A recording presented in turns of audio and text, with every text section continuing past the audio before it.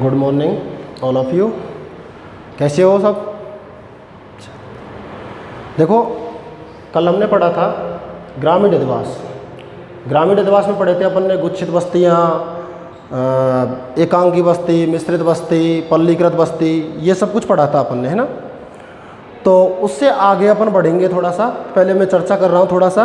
देखो, अपन ने जो ग्रामीण बस्तियाँ पढ़ी थी, बताया था मैंने आपको कि ग्रामीण बस्तियाँ क्या होती हैं। कि ग्रामीण बस्तियाँ जिनमें लोग मूलभूत सुविधाओं से परे मतलब रहते हैं और प्राथमिक क्रियाकलाप में संलग्न रहते हैं, ऐसे जहाँ आवास बनते हैं उनको क्या बोलते थे अपन? ग्रामीण बस्तियाँ।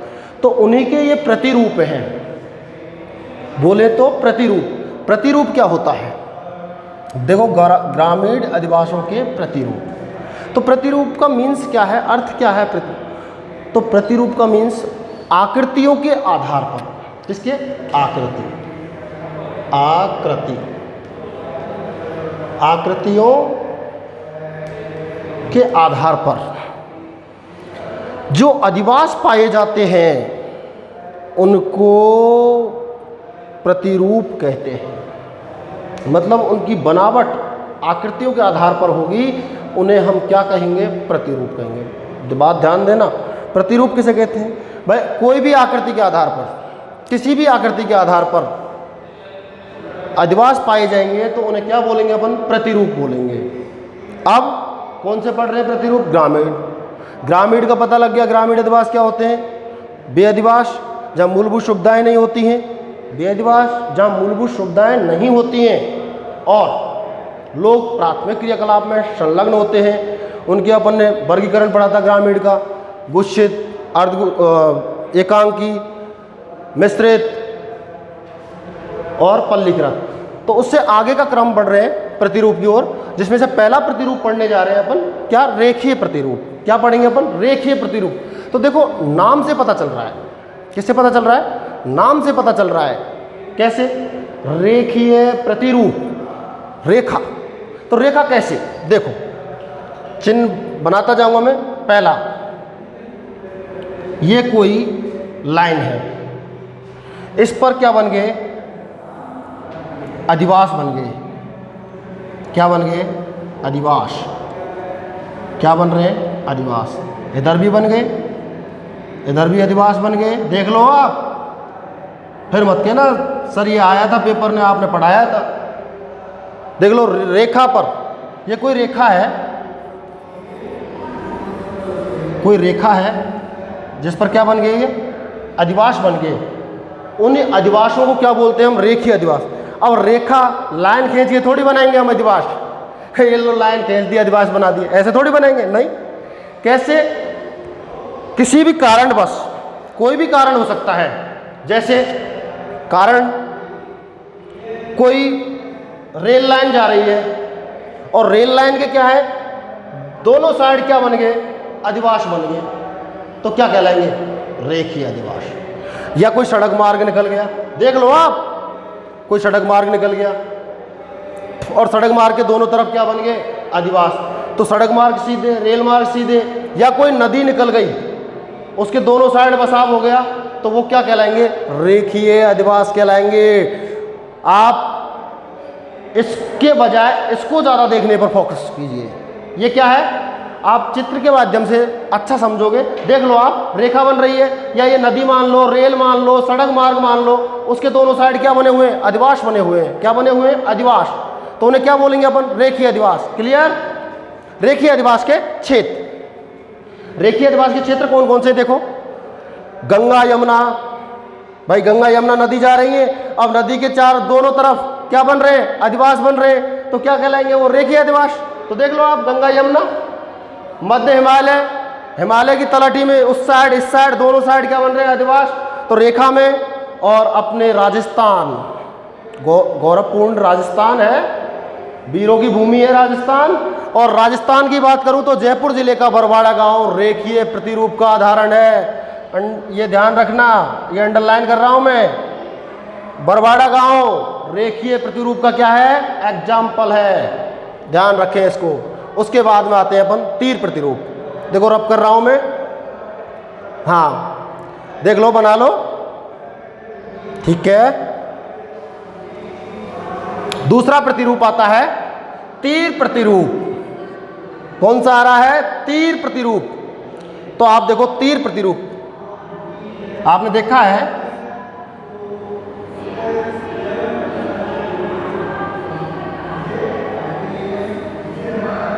बन गया तीर, देख लो आप, तीर प्रतिरूप। तो किस तरह से ये जो अधिवास होते हैं किसी भी दोआब क्षेत्र पर या नदी का जो मोड़ होता है, इस तरह से जैसे नदी घूम रही है इस तरह से, या फिर अपने देखो नीचे कन्याकुमारी वाला जो पार्ट है, देखो भारत का ऐसे पार्ट है, बन रहा है बिल्कुल तीर का जैसा।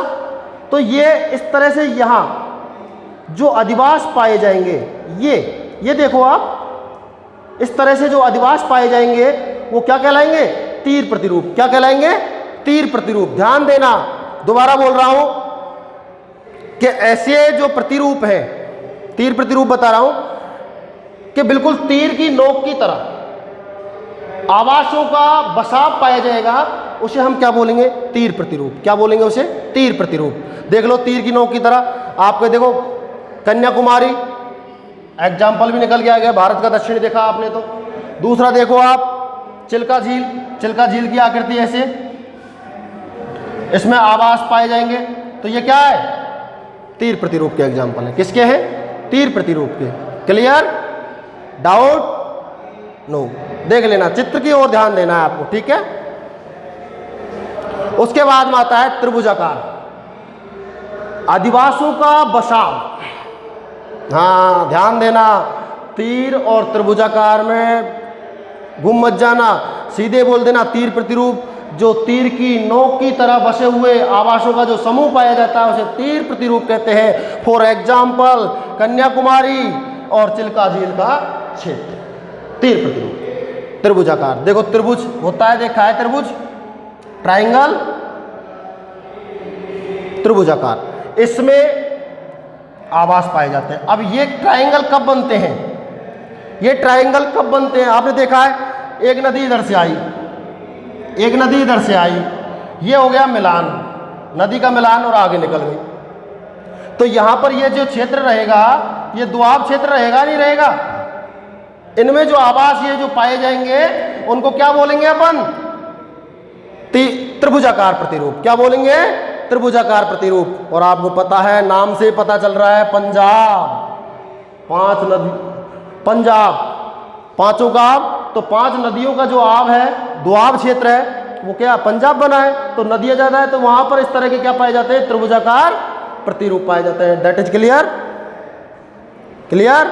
ठीक है, देख लो चित्र को, देख लो एक बार, ठीक है। ठीक, आगे चलते हैं इसी क्रम में। देखो आयताकार, कौन सा? आयताकार। नंबर 4 आयताकार। तो आयताकार की अपन बात करें, किसकी बात करें अपन? आयताकार की। आयताकार प्रतिरूप, जब 2 सड़क मार्ग, एक सड़क मार्ग ये लो, एक सड़क मार्ग ये ले लो, गए सड़क मार्ग, ये देख लो आप, सड़क जा रही है, ये एक सड़क मार्ग ही आ गया, ठीक है। सड़क मार्ग हो गए, ये सड़क मार्ग जा रहे हैं। 2 सड़क मार्ग आपस में एक दूसरे को, बात समझने की कोशिश करना, 2 सड़क मार्ग, एक सड़क मार्ग, 2 सड़क मार्ग, एक सड़क मार्ग, 2 सड़क मार्ग, 1 2 सड़क मार्ग आपस में समकोण पर काटते हैं और दोनों तरफ क्या पाया जाता है? बसाव पाया जाता है। उन्हें क्या बोलते हैं? आयताकार या चौक पट्टी प्रतिरूप बोलते हैं। देख लो आप, चित्र को देखो एक बार ध्यान से, देख लो,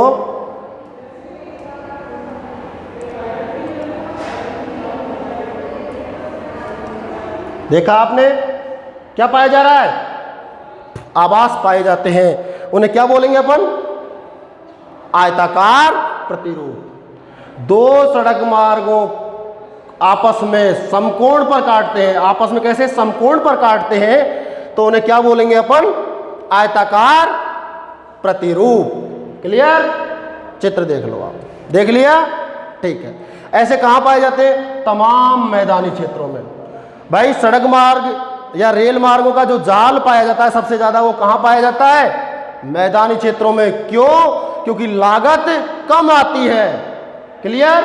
देख लिया? आगे बढ़ूं? ओके।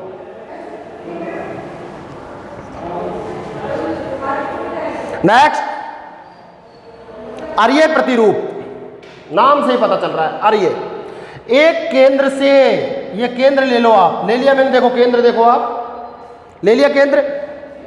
एक सड़क मार्ग, दो सड़क मार्ग, 3, 4, 5, 6, कितने भी सड़क मार्ग जाएं, लेकिन कहां से जाएंगे? एक केंद्र से। कहां से जाने चाहिए?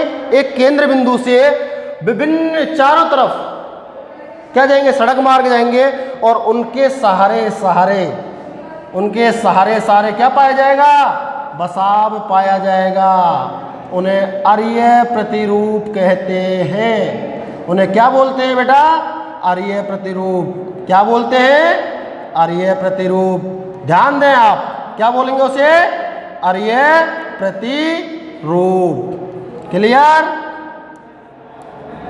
इस तरह से आपको चित्र बनाना है। अभी एग्जाम हुई है कोरोना टाइम में, तो अभी क्वेश्चन पूछा है। ये क्वेश्चन क्या होता? दो प्रतिरूप पूछे थे, और उनके क्या पूछे थे? चित्र पूछे थे। कुछ नहीं पूछा इसमें से, केवल क्या पूछे थे? चित्र। क्योंकि जिसको चित्र बनाना आता है उसको उनके बारे में भी आता है। तो अपन को फोकस कहाँ करना है? इस पर।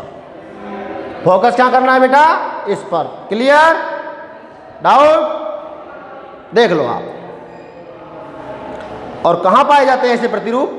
विश्व की जो घनी आबादी वाले क्षेत्र होते हैं, या जो गंगा का ऊपरी मैदानी क्षेत्र है, उनमें इस तरह के अधिवास पाए जाते हैं। क्लियर? नेक्स्ट, आगे बढ़ रहा हूं इसी क्रम में।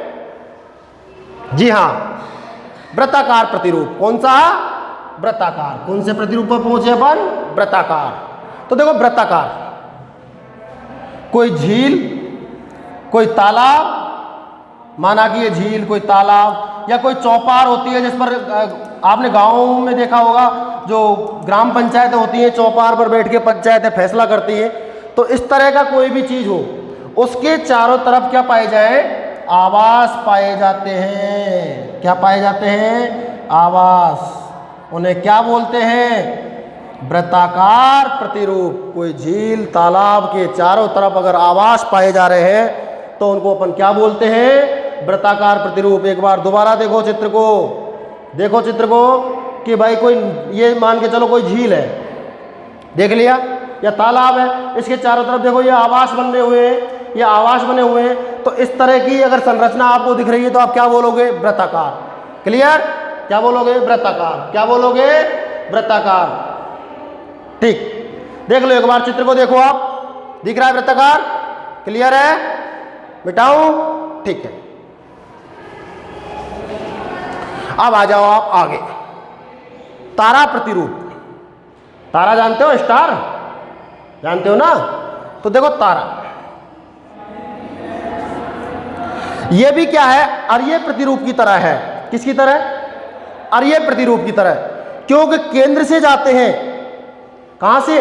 केंद्र से विभिन्न मार्ग जाते हैं, और विभिन्न मार्गों के सारे सारे क्या पाया जाता है? बसाव पाया जाता है। लेकिन इसमें क्या होता है? जो मार्ग होते हैं आपस में आगे जाकर के क्या हो जाते हैं? जुड़ जाते हैं। बसाव इतना हो जाता है कि आपस में वो मार्ग जुड़ जाते हैं, इसलिए उसे क्या कहा है? स्टार प्रतिरूप। इस तरह से आवास पाए जाते हैं। इस पर देख लो आप,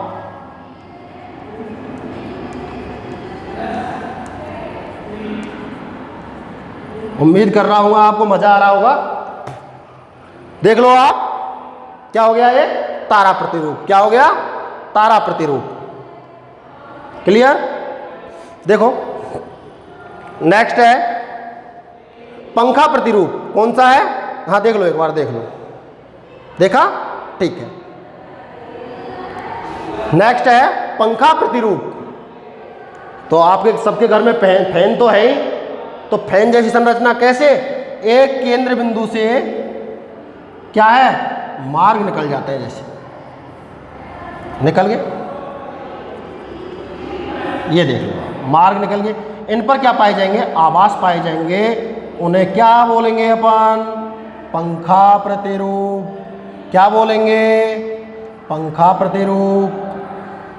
देखो आप, दोबारा रिवाइज कर रहा हूं मैं, दोबारा रिवाइज कर रहा हूं। किसी केंद्र बिंदु से देख लो आप, ये केंद्र बिंदु है और इस केंद्र बिंदु से क्या है, मार्ग निकाले हुए हैं और इन मार्गों के सारे सारे क्या पाया जा रहा है, बसाव पाया जा रहा है। और इस तरह का अगर आपको अधिवास दिख रहा है तो क्या कहलाएगा, पंखा प्रतिरूप। क्या कहलाएगा, पंखा प्रतिरूप। क्लियर, हाँ देख लो, ठीक है। नेक्स्ट आता है आपका अनियमित प्रतिरूप। ध्यान देना है इसको साहब, अनियमित, जिसका कोई नियम नहीं, कोई योजना नहीं, कुछ भी नहीं, ऐसे के ऐसे ही बना दिया, जो मन चाहे, जिसने जहां बनाना चाहा वहां बना दिया, वो क्या कहलाते हैं, अनियमित प्रतिरूप। चाहे वो टेढ़ा हो चाहे सीधा हो, तो इसका आप कैसी भी संरचना बना सकते हो। इसके लिए देख लो आप, अनियमित, कोई नियम नहीं है इसमें, कोई कुछ नहीं है, कोई वो नहीं, और अपनी मर्जी से ही बना दिया, तो वो क्या कहलाएगा, अनियमित प्रतिरूप। ऐसा ध्यान, ये ध्यान रखना है आपको, 12 गांव का लसाड़ी, वो 12 डिस्ट्रिक्ट का लसाड़ी गांव कैसा प्रतिरूप है, अनियमित प्रतिरूप। लसाड़ी गांव को ध्यान रखना है, क्या है, 12 डिस्ट्रिक्ट का लसाड़ी गांव, अनियमित प्रतिरूप। सीढ़ी नुमा, सीढ़ी नुमा देख लो आप, पर्वतीय क्षेत्रों में क्या होता है, इस तरह से आवास। ये आवास सघन भी हो सकते हैं, दूर दूर भी हो सकते हैं। आवास, घर जो होते हैं, अधिवास नहीं, आवास बोल रहा हूं बेटा, ध्यान दो आप, मेरे ऊपर ध्यान दो, आवास बोल रहा हूं है। तो क्या है, ये क्या है, समांतर क्रम में, जैसे पर्वत श्रृंखला के स्टेप बाय स्टेप क्या पाए जाते हैं, अधिवास पाए जाते हैं। और ये समूह में भी हो सकते हैं और दूर दूर भी हो सकते हैं। उन्हें क्या बोलेंगे अपन, सीढ़ी नुमा प्रतिरूप। क्या बोलेंगे हम, सीढ़ी नुमा प्रतिरूप। क्लियर, अब आ जाओ मधुमक्खी छत्ता प्रतिरूप। मधुमक्खी का छत्ता देखा है, शहद आता है जिसका, मधुमक्खी का छत्ता। तो मधुमक्खी छत्ता प्रतिरूप में देखो आप कि मधुमक्खी के छत्ते की भांति बसा पाया जाता है, वो मधुमक्खी छत्ता प्रतिरूप कहलाता है। जैसे आंध्र प्रदेश की कौन सी जनजाति है, टोडा जनजाति। ध्यान देना है आपको, ये चीजें ध्यान देनी, यही पूछता है एग्जामिनर, कौन सी जनजाति, टोडा जनजाति। और अफ्रीका की जुलू जनजाति। इस तरह के अधिवासों में पाई रहती है या पाए जाते हैं अन्य प्रतिरूप। इसके अलावा अन्य प्रतिरूप में अपन पढ़ने जा रहे हैं, टेढ़ा मेढ़ा हो सकता है या फिर मकड़ी के तरह हो सकता है, कैसे भी हो सकता है।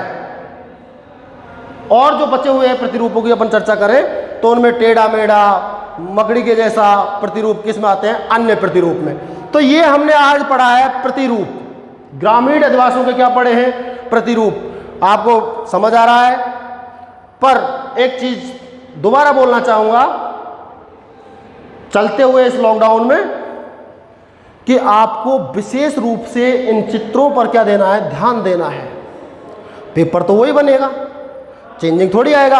अगर आप पढ़ाई नहीं करोगे तो क्या होगा, आपको समस्या आ जाएगी, नंबर कम आएंगे, आपका आगे का जो कॉलेज जो शिक्षा रहेगी उसमें आपको दिक्कत करेगी, आपको नौकरी वगैरह में क्या करेगी, वो दिक्कत करेगी। इसलिए आप विशेष ध्यान दें, ठीक है। Okay, thank you.